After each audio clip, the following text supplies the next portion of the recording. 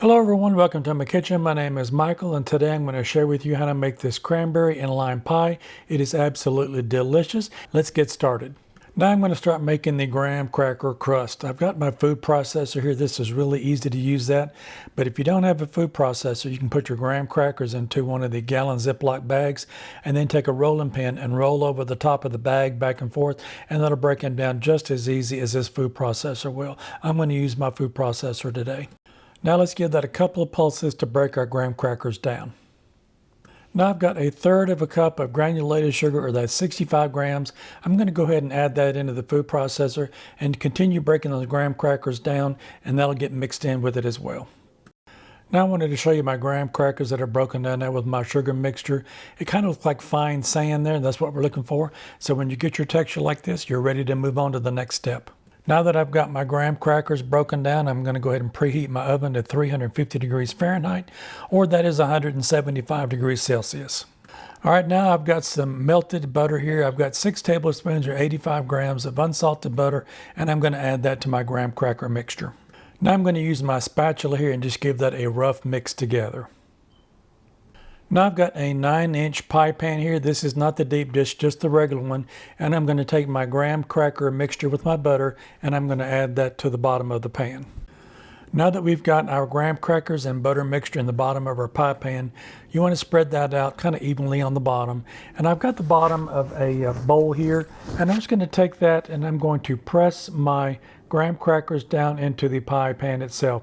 By doing so, you want that evenly spread out around the side, and that bottom of that adds just enough pressure on there that gets that evenly flat all the way around. And you also want to incorporate that on the sides to get the graham crackers pushed up on the sides as well, even with the top. Now when you get to the top of the rim of the pie pan, you can take your finger and just press down on the glass part of it there next to where the graham crackers is coming up, and that will create that nice even seam across the top of it.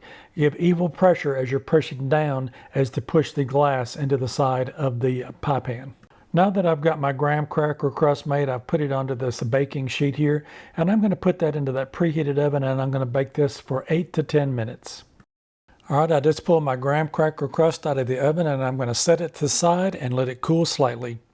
Now while my graham cracker crust is cooling down, I've got 2 cups or 200 grams of fresh cranberries. If you can't find the fresh ones, then you can definitely use the frozen ones. Just make sure you thaw them out first. I'm going to put them into this 4-quart saucepan. Now I've got the zest of 1 lime, and it's about 1 tablespoon or 6 grams, and you definitely don't want to get any further down into just the outside of the skin. If you get down too far down into it to the white part, it gets really bitter, and you definitely don't want that. So you just want just the outside skin of the lime there for your zest. Now I've got 1/2 cup, or that's 100 grams of granulated sugar, and I'm going to put that in with my cranberries and my zest of my lime. Now I've got 1/2 cup of fresh lime juice, or that's 120 milliliters, and we're going to add that to the cranberry mixture. Now we want to bring our cranberry mixture up to a light simmer, and we've got this on a medium low, and I'm just going to give that a stir around just to make sure that I get that sugar and everything dissolved in there with that lime juice and get that lime zest and those cranberries mixed together.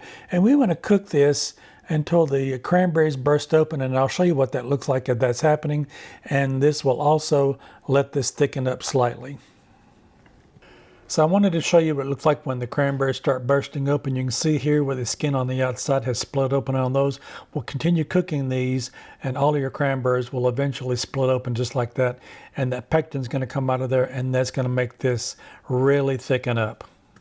All right, I wanted to show you what my cranberry texture should look like now. So the berries have burst open, and we've got a nice texture to our cranberry jam here. So I'm going to take that back over, and we'll move over to our next step. All right, I'm back now, and we want to let our cranberries cool down just a little bit. I've got my blender here, and we're going to be blending this down so that we can put that into our pie crust with some other ingredients. So my blender that I've got here, it's got a plastic liner on the outside of it. So I'm going to let this cool down just a little bit because I don't want to melt my blender here. So if you've got a glass one, you can definitely move on, but I'm going to let mine cool down just a little bit before I put mine into my blender. All right, so my cranberries have cooled down now. Let's add those into the blender.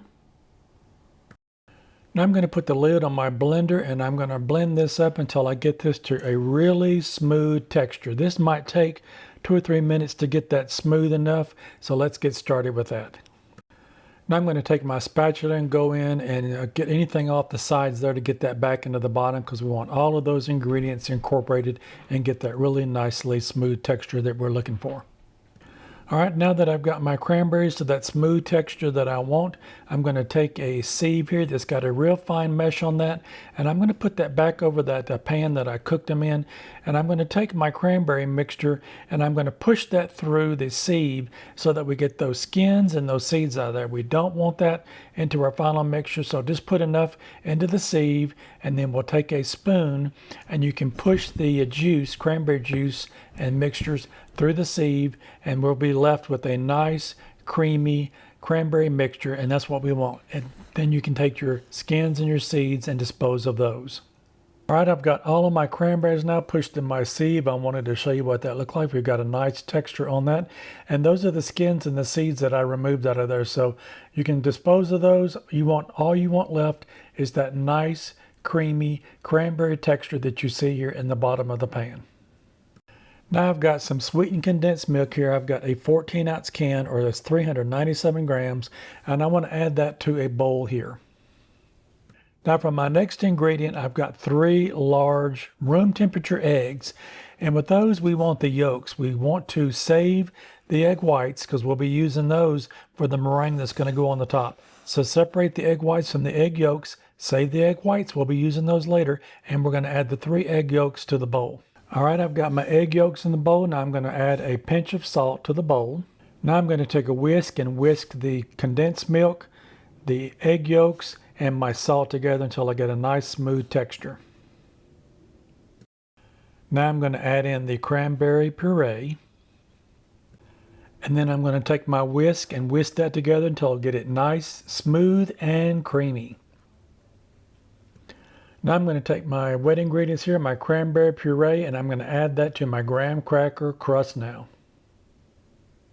All right, now that I've got my cranberry puree inside of my graham cracker crust, I'm going to put it back on that baking sheet, and I'm going to put it back into that 350 degree Fahrenheit preheated oven, or 175 degrees Celsius, and I want to bake this between 15 to 18 minutes. I want the center of that pie to be a little jiggly. You don't want it to be completely set up, but you want the edges to be set up a little bit, and I'll show you what that looks like when I come back. I am back, and I did just take my pie out of the oven. It did bake for 15 minutes, and you can see it has just a little bit of jiggle there in the middle. The sides are set up on it, but you don't want it to be completely set up. You want to have just a little bit of jiggle in the middle. And while this is cooling here, that's going to continue to set and cook all the way through the center. So don't worry about it if it looks a little bit too runny on that in the middle, as it is going to continue to cook as it sits here and cools down. Now we want this to cool down to room temperature, and from there you're going to take it and put it in the refrigerator, and you want it in the refrigerator for a minimum of 4 hours to set up, or you can leave it in there overnight. When we come back, I'm going to show you how to make the meringue that's going to go on the top. Stick with me. All right, my pie has cooled down now, and now we want to start making that Italian meringue. This is one of those meringues that I think is going to be really stable for your pies. And it doesn't take a lot of ingredients. I've got my egg whites here, some sugar, water, and a little bit of cream of tartar. I've got my stand mixer here, and I've got a heat source with a pan on it. So let's get started making that. All right, so now that we've got all of our ingredients here, let's go through what we've got here. I've got 4 egg whites, and we want those at room temperature. They'll whip up a little bit easier if they're at room temperature rather than just taking them out of the refrigerator cold. So make sure these are at room temperature. We want 4 egg whites, and I'm going to put that into my stand mixer here. And into that, I've got a half a teaspoon of cream of tartar, and I'm going to put that in. Now to your stand mixer, we're going to use the whisking attachment that I've got there. If you've got the pan mixer, then you can use, if you've got a whisking attachment for those, the one that I've got has a little one, but you can use the beaters on those if you don't have that. So we're going to use the whisking attachment for a stand mixer. We're going to put that on just like that. I'm going to put that down and lock it. So now I've got my pan here, and into that pan I'm going to put in 1 cup, or that is 200 grams of sugar. Just put that in just like that. And then I've got 3 tablespoons of water, or that's 45 milliliters, and we'll put that in just like that. And the only time I'm going to stir this is initially just to get this stirred together. So we want this to come up to 240 degrees Fahrenheit, or that's 115 degrees Celsius. And I'm just going to give that a little bit of a mix through. And any of the sugar that's come up on the side, I'm going to pull that down. So I'm going to set this spatula to the side. Now I've got a candy thermometer. I don't have a lot of room in the bottom of that, but if you've got one that's fairly narrow like this, you can put a candy thermometer, you can test it that way. Or if you've got a probe, temperature probe, you can test it that way. So we're just going to let this come up to temperature here. I'm going to turn this down just a little bit. And while that's coming up to temperature, I'm going to go ahead and turn my egg whites and my cream of tartar on low just to get that started mixing together. All right, now that I've got that combined together, I'm going to go ahead and turn that up on high. And I'm wanting those just to whip up a little bit so that it's combining. We start forming some peaks, but we don't have to have stiff peaks on it. Now with your water and your sugar, you can kind of stir that around a little bit with just by stirring it around on your heat source just like that. And we're going to wait for that to come up to temperature. And these hopefully will be ready about the same time we can put them together. All right, my sugar and water combination has come up to 240 degrees Fahrenheit on that. And we're going to keep this running. I'm going to put this on a level 2 on mine. And you want to pour the sugar down the side of the bowl. You don't want it to touch the actual mixture on the inside of it. So go ahead and put this in just like this.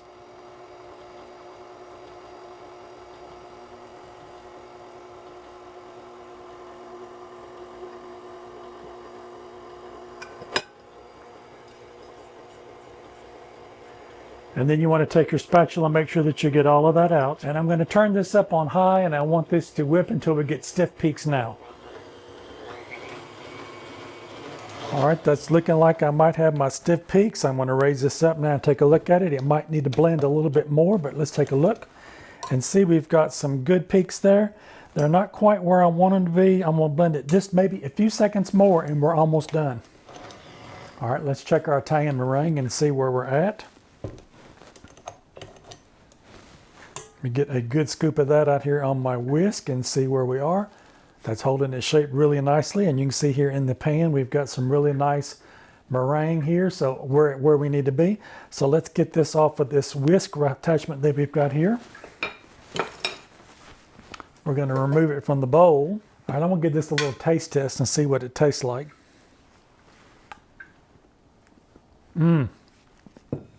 Absolutely delicious.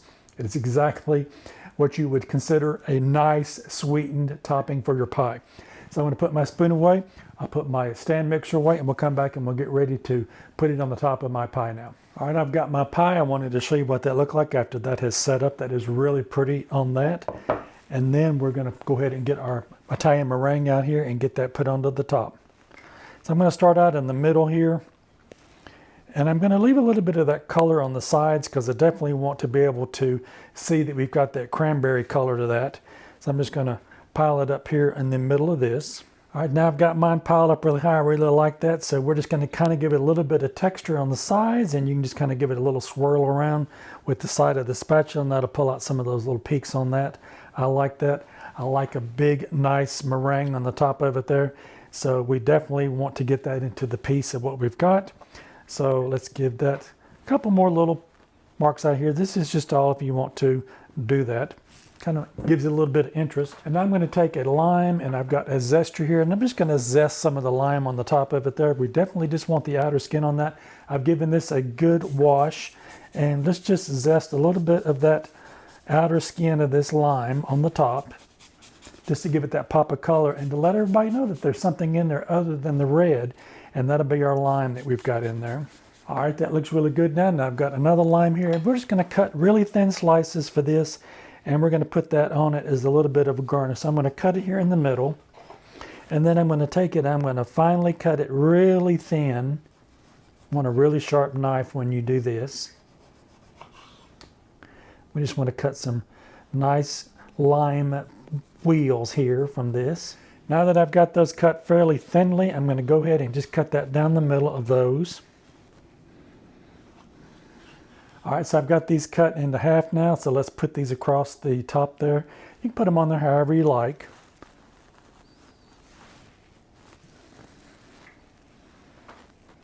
Now let's cut into this and get me a big slice. This looks absolutely delicious. I love all the whipped topping that's on the top of that, and the little garnish on the top is really nice. And look at that, we've got that nice piece of that graham cracker crust on there.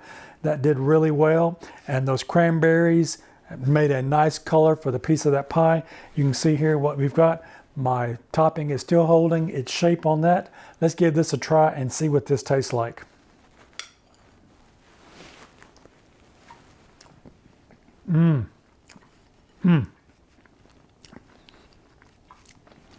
The cranberries, with them whole like that to begin with that right mixture of sugar, makes those really nice on that. It took the tang out of it and made it a nice sweetness to that. Really good.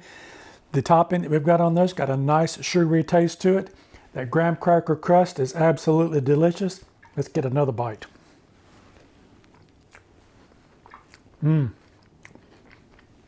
Taste just a little bit of note of that lime that's in there. It's real subtle, but very nice with the combination with those cranberries. I know you're going to want to try this recipe because it's absolutely delicious. If you like this content, maybe you might consider giving me a thumbs up. I would really appreciate it. And while you're at it, check out one of these other two videos over here on the side. You might find something else you like. Don't forget to like, share, and subscribe. Leave me a comment. I want to hear how your cranberry lime pie turns out. And I'll see you in my next video. Bye-bye now.